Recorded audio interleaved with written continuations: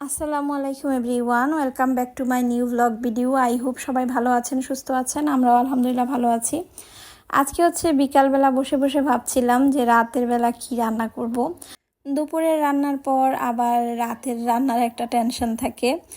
আজকে হচ্ছে দুপুরের রান্না শুধু দুপুরের জন্যই করা হয়েছে, রাতের জন্য করা হয়নি। আজকে রাতে হচ্ছে চিকেন বিরিয়ানি রান্না করব, আর এই বিরিয়ানিটা একদমই সিম্পল ওয়েতে করেছিলাম, সেই জন্য হচ্ছে আপনাদের সাথে শেয়ার করছি।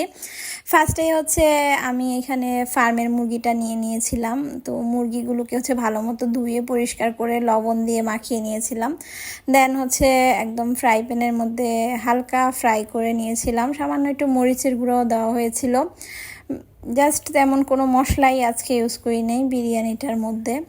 তো এরপর হচ্ছে আমি চিকেনগুলোকে হালকা ভেজে উঠিয়ে নিয়েছি। দেন ওই ভাজা তেলের মধ্যেই আমি হচ্ছে পেঁয়াজটা দিয়ে দিয়েছি। পেঁয়াজ দিয়ে এর মধ্যে হচ্ছে আমি দিয়ে দিয়েছিলাম কাজু বাদাম, গোটা কাজু বাদামটা দিয়েছি। এরপর এখানে হচ্ছে এক এক করে আমি এখন মশলাটা ইউজ করব। এখানে মশলা বলতে আদা বাটা, রসুন বাটা দিয়েছি, গোলমরিচ, গোটা গোলমরিচ যেটা আস্ত গোলমরিচ, তারপর দিয়েছি হচ্ছে শুকনা মরিচের গুঁড়া সামান্য পরিমাণে, এখানে দিয়েছি জিরার গুঁড়া, ধনিয়া গুঁড়া, তারপর দিয়েছি স্বাদ মতো লবণ। লবণটা আপনাদের যে যার মতো স্বাদ অনুযায়ী দিয়ে নেবেন। এরপর কিছুক্ষণ হচ্ছে কষিয়ে দেন এর মধ্যে হচ্ছে 3 টেবিল চামচ টক দই দিয়ে দিয়েছিলাম। এখানে আমি আড়ঙের টক দইটা ইউজ করেছি। এরপর টক দই দিয়ে আরও কিছুক্ষণ কষিয়ে নিব। কষানো হয়ে গেলে এখানে যেই ভেজে রাখা চিকেনগুলো ছিল সেগুলো হচ্ছে দিয়ে দিয়েছি। আমি হচ্ছে এগুলো দিয়ে আরও কিছুক্ষণ হচ্ছে নেড়ে চেড়ে রান্না করে নিচ্ছি। আর এমনিতেও হচ্ছে ফার্মে চিকেনটা হালকা ভেজে নিলে খেতে ভালো হয়। এখানে আমি তেমন কোনো মশলা ইউজ করি নেই, জাস্ট খালি আমি আজকে প্যাকেট মশলাটা দিয়ে দিয়েছিলাম রাঁধুনির। এই প্যাকেট মশলা দিয়েই হচ্ছে আমি আজকে বিরিয়ানিটা রান্না করছি। তো আমি হচ্ছে এখানে 1 প্যাকেটের মতো প্যাকেট মশলাটা ইউজ করেছি 1 কেজি চালে। তো এখানে হচ্ছে 2 কেজি মুরগি ছিল, 2 কেজির থেকে অল্প একটু কম ছিল মুরগিটা, আর 1 কেজি চাল ছিল, আর হচ্ছে 1 প্যাকেট বিরিয়ানির মশলা ছিল, রাঁধুনি বিরিয়ানি মশলা যেটা।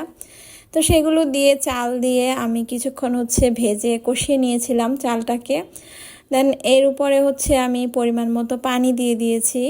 পানি দিয়ে কিছুক্ষণ এটাকে নেড়ে চেড়ে তারপর এর উপরে দিয়ে দিয়েছিলাম হাফ কাপ গুঁড়া দুধ। গুঁড়া দুধটা আপনারা চাইলে দিতেও পারেন, নাও দিতে পারেন, এখানে লিকুইড দুধও দিতে পারেন। আর না দিলেও সমস্যা নাই, দুধটা আপনারা স্কিপ করতে পারেন, সমস্যা নাই। তো যখন হচ্ছে আমি ঢাকনা দিয়ে কিছুক্ষণ ঢেকে রেখেছিলাম, যখন বলক চলে আসছে তখন হচ্ছে এর উপরে আমি দিয়ে দিয়েছিলাম। তারপর হচ্ছে এখানে ঘি দিয়ে কিছুক্ষণ নেড়ে চেড়ে দেন কাঁচামরিচ দিয়ে দিয়েছি। কাঁচামরিচটা দিয়ে আরও কিছুক্ষণ হচ্ছে আমি মিক্সড করে নিচ্ছিলাম বিরিয়ানিটাকে, সব মশলা, ঘি, কাঁচামরিচ একসাথে। দেন মিক্সড করার পর এখন হচ্ছে আমি কিছুক্ষণ ঢাকনা দিয়ে ঢেকে রান্না করে নিব। প্রথমে হচ্ছে বলক আসা পর্যন্ত আমি চুলার হিটটা একদম হাই হিটে রেখেছি। দেন পরে হচ্ছে আমি একদমই লো হিটে নিয়ে গিয়েছিলাম চুলার আঁচটা।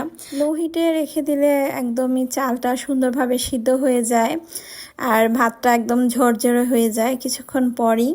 তো এই তো আমি এখন ঢাকনাটা খুলে নিচ্ছি, আর এই তো আমার চিকেন বিরিয়ানিটা একদমই রেডি। তো সবাই হচ্ছে এখন রাতের খাবার খেয়ে ফেলবে। আমার ননসের ছেলে আছে বাসায়, ওর জন্য মূলত আজকে বিরিয়ানিটা রান্না করা হয়েছে, চিকেন বিরিয়ানি। আমার হাজব্যান্ড তো একদমই খাবে না চিকেন বিরিয়ানি, আমরাই খাবো আজকে। আমার হাজব্যান্ড এমনিতেও রাতে বাসায় খায় না, সে বাহির থেকে খেয়ে আসে। তো চিকেন দিয়ে হচ্ছে আজকের বিরিয়ানিটা কিন্তু অনেক বেশি মজার হয়েছিল, আর খুবই ফ্লেভার বের হচ্ছিল বিরিয়ানিটা থেকে। ঘরোয়া উপায়ে একদমই অল্প মশলায় আজকে মজাদার একটা বিরিয়ানি রান্না করে ফেলেছি। আপনারা চাইলে এইভাবে বাসায় ঝটপট কেউ আসলেও রান্না করে দিতে পারবেন, আবার সবাই ঘরের মানুষরাও খেতে পারবেন। আর বিরিয়ানিটা কিন্তু অনেক বেশি মজা হয়েছিল, বাচ্চাদের তো অনেক বেশি ভালো লেগেছিল আজকের চিকেন বিরিয়ানিটা। বাট অনেক আপুরাই মাঝে মধ্যে আমাকে ইনবক্সে মেসেজ দেন যে আপু ফুল রেসিপিটা দেন। আজকে কিন্তু আমি একদমই ফুল রেসিপিটাই দিয়েছি, আপনারা অবশ্যই আমার ফুল ভিডিওটা দেখবেন, তাহলে বুঝতে পারবেন। আজকের ব্লগ এই পর্যন্তই, নেক্সট ব্লগে সবাইকে স্বাগতম। Thank you for watching my video.